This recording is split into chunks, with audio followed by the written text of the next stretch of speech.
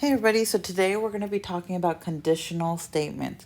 And our conditional statements are going to be using those statements and the truth values that we've talked about. So a conditional statement, this is part of your vocabulary, of course. It's a logical statement that has two parts. So pretty much it needs this hypothesis and the conclusion. Right? It's going to be in an if-then form. So it's going to be if and then. So think if, then.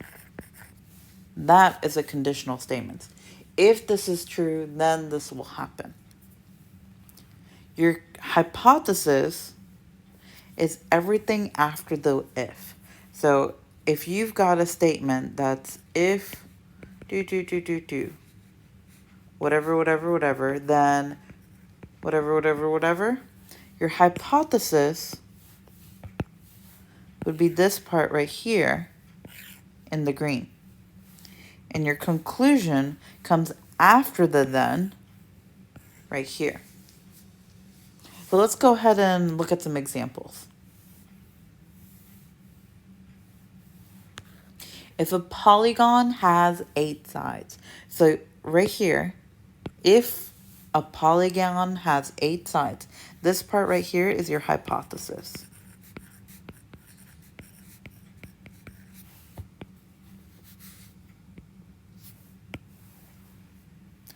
And then it is an octagon.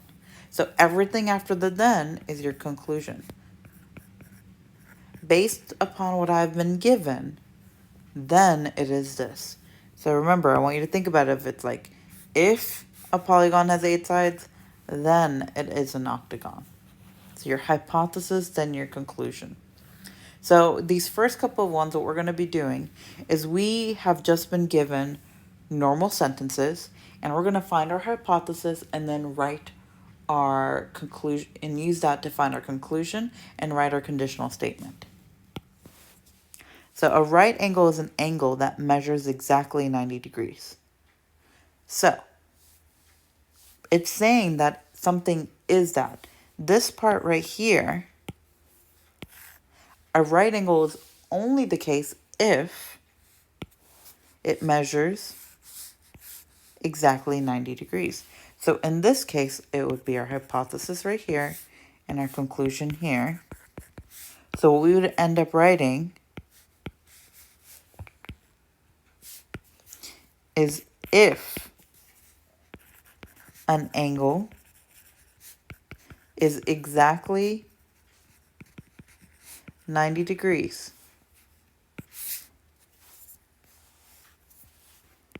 then it is a right angle.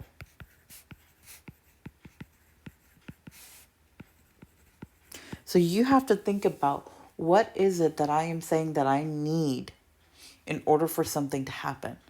So think back to like when your parents would say like, if you do your homework, then you will get dessert. Or, and I don't know if that was the case for y'all, but if you do your homework, then you can play your video games. There is something that is required of you for your conclusion to happen. So I bring my umbrella when it is raining. In this case, you need it to be raining for you to bring your umbrella. So your hypothesis is right here. And this is your conclusion. Because if it is raining, then I will bring my umbrella, or then I bring my umbrella. So remember I told you in our last video, geometry, there is going to be a little bit more writing that's happening because you are now thinking about how you've been doing math, which I know is crazy, and some of you are like, but I wasn't even thinking about it before. I didn't want to think about it now. I promise you'll be fine, right? Especially when you get problems like C. This one, it's blatantly obvious that this is our hypothesis because of the word if. Suzanne eats a snack if she is hungry. Well, it's already telling us this is a hypothesis. So they have made our life super easy and have let us figure out that this is our conclusion. So I'm going to write if, and I can't say if she is hungry. Who's she? We're going to say if Suzanne is hungry, then she eats a snack. So just make sure that when you are rewriting these sentences and you're making them into conditional statements, that you're still keeping your grammar. Make your English teachers proud. All right? Now, we are going to level up our conditional statements. And you'll remember we talked about negation before. Well, now we're going to pretty much do this right here. The negation is the opposite of your original statement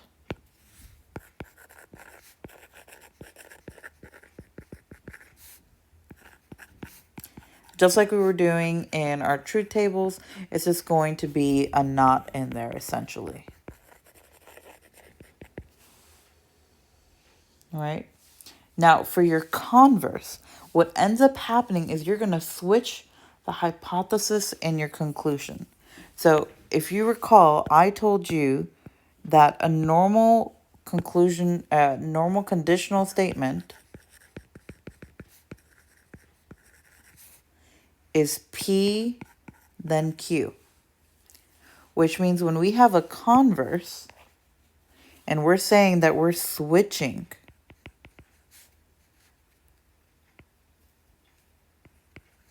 the hypothesis and the conclusion,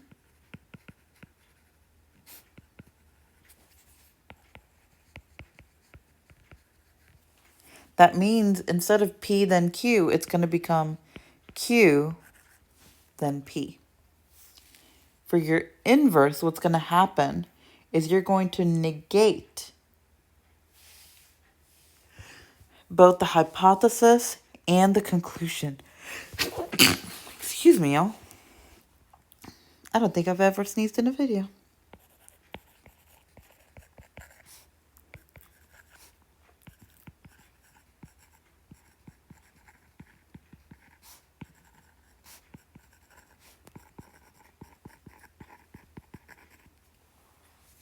So in this case, what's going to happen is if not P, then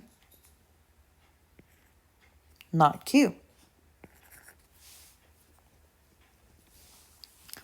And then your contrapositive, this is where it's completely different. All right. First, you're going to write the converse. Okay, so Q, then P, because you just switched your hypothesis and your conclusion. Then you're going to negate the hypothesis and your conclusion, your new hypothesis and conclusion. So we're going to make it not Q and not P. All right, and then something very important to note. A conditional statement and its contrapositive are either both true or both false. Also, the converse and inverse are either both true or both false. So either both of these are true or both of these are false. And either both of these are true or both of these are false. All right, so let's talk about these. We are going to go ahead and write our negations, our converses, and an inverse.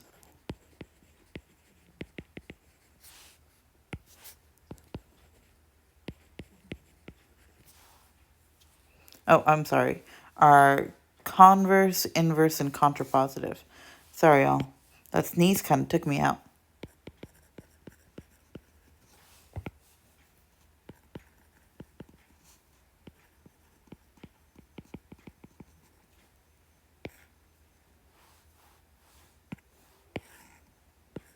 There we go.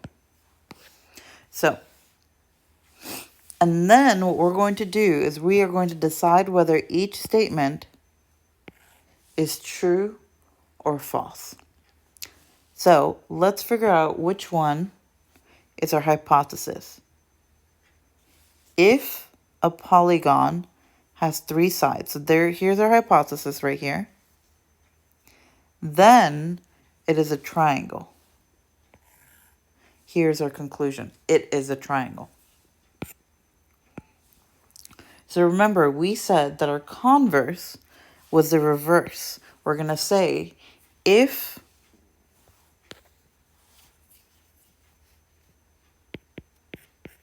a polygon is a triangle,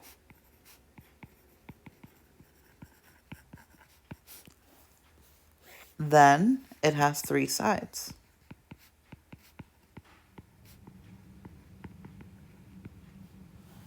Now remember, we also have to determine, is this true or false?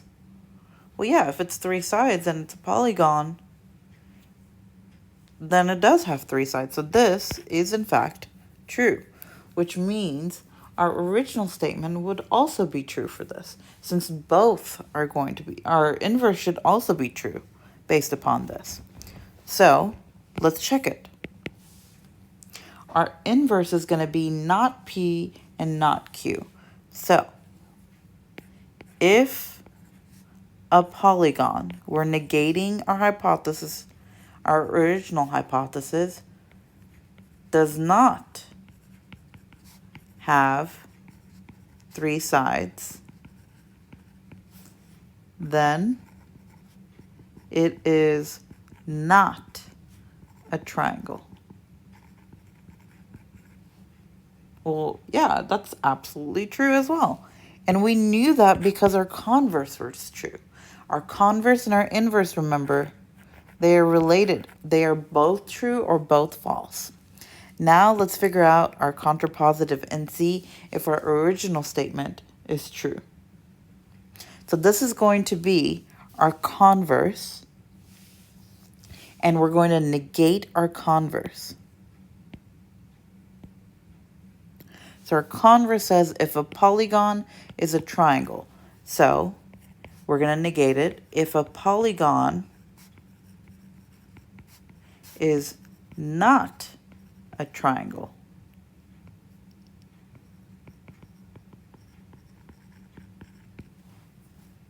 then, and remember, we also have to negate our conclusion for this, which means then it doesn't have 3 sides. All right, well, let's look at this. If a polygon is not a triangle, then it doesn't have 3 sides. Well, yeah, that is true, which means our original statement right here is also true. Isn't that cool? Because you know one, you can figure out the other. And all you're doing is you're rewriting things. So you have to analyze it and figure out which one's your hypothesis and which one is your conclusion. So let's go ahead and do one last example. This is going to be our last example.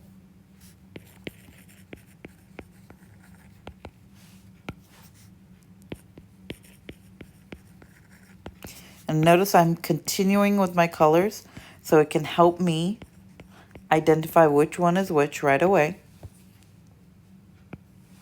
All right, if you play football,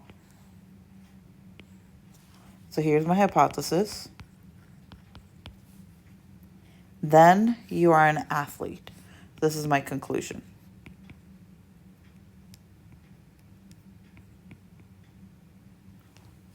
All right, well, our converse, you'll remember, we are swapping our conclusion and our hypothesis.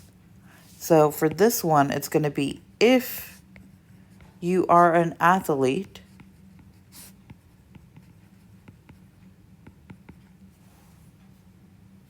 oops, got a little too happy there, and I couldn't spell. Then, remember, we're putting in our hypothesis now, then you play football. Wait a second. That's not true. If I'm an athlete, then I play football? I know that a lot of you, just because you're an athlete, does not mean that you're just a football player. In fact, some of you don't even play football. You're soccer, you're softball, you're volleyball, you're basketball, you're wrestling, you name it. Gymnastics, swimming, cheer, dance. Oh my gosh, that can't be true. Who wrote this nonsense? False. Now remember, because our converse is false, we know most that our inverse will also be false. But let's go ahead and write our statement. So remember, our inverse is our original statement, but just a negation. If you do not play football,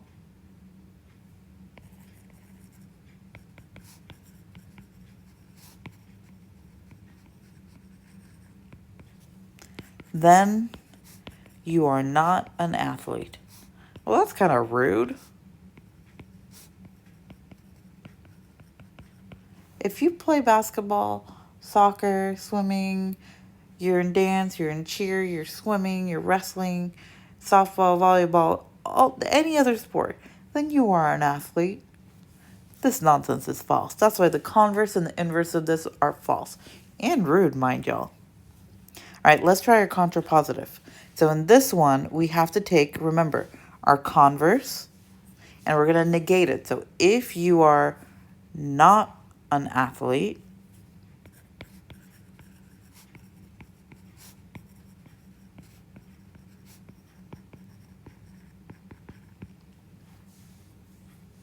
then, and we're going to negate our conclusion, which means we're going to make it the opposite, then you do not